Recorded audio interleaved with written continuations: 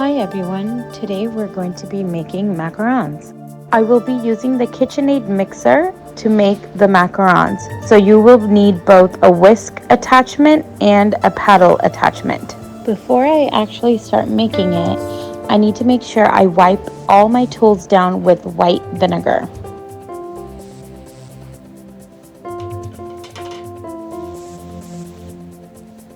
Also, it's important to make sure that all the ingredients like the eggs are at room temperature.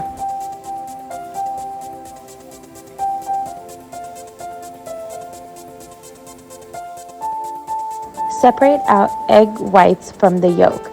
This will be about 5 to 8 eggs depending on the size of your eggs. We should have 105 grams of egg whites and it should be room temperature. Add in egg whites to the mixer. Make sure you scrape out every last drop of it.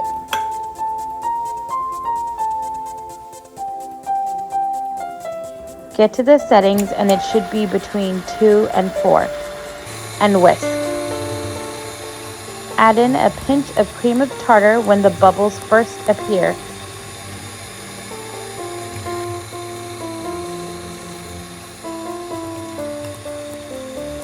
Now we can add in the 105 grams of white sugar.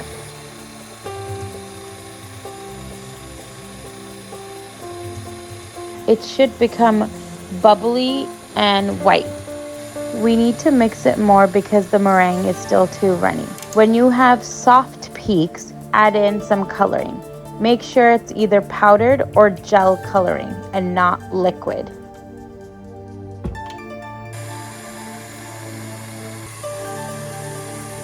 Let the color mix in. Once you get a stiff meringue, meaning you can take out the bowl and hold it over your head and nothing will come out. Now we need the 108 grams of almond flour and the 125 grams of powdered sugar.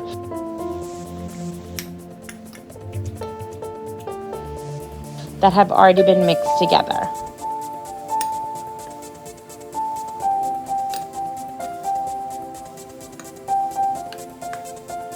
You can change it to the paddle attachment.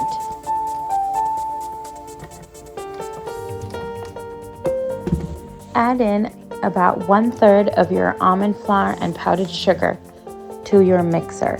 Make sure it's on the lowest setting, as in stir, and mix only until the dry and wet ingredients are incorporated.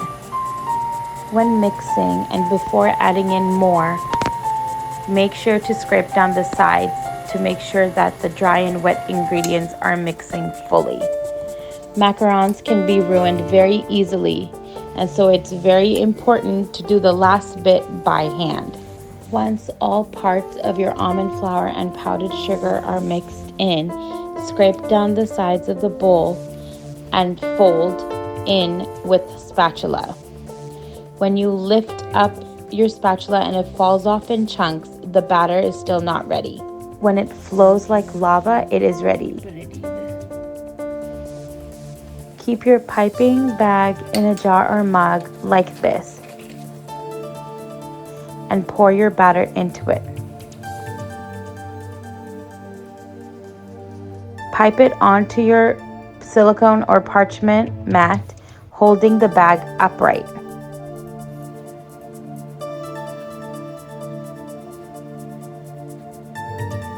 Once everything is piped onto the mat, bang your trays to find any air bubbles.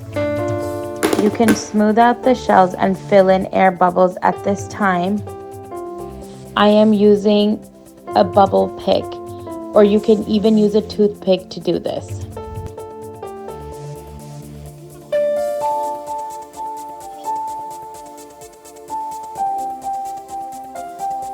Leave the shells to rest for 20 to 30 minutes. They should be dry to the touch and no part of the macaron should come up to your finger. While the shells are resting, preheat your oven to 300 degrees. Put your tray into the middle shelf for 10 minutes and switch to the top rack for the last remaining 10 minutes. I have white chocolate baking chips in a bowl. Place it in the microwave and heat it for 45 seconds and check. It looks pretty melted. Keep mixing. Don't overheat it and ruin the chocolate. Add the mango pulp a little at a time. You can always add more later if needed. And mix it up really well.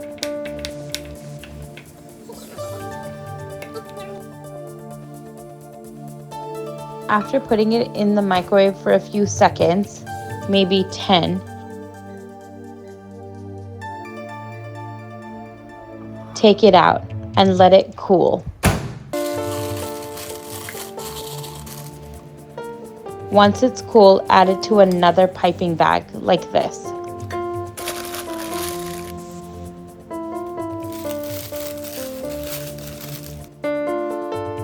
After 20 minutes in the oven, I took out the shells, and now we leave them on the rack to cool. Now they have cooled down, and now we need to fill them with ganache that we made with the chocolate chips and the mango pulp. After we fill all the macarons, keep them in an airtight container in the refrigerator for a few days. Macarons are best enjoyed after they've matured. Enjoy! Thank you for watching.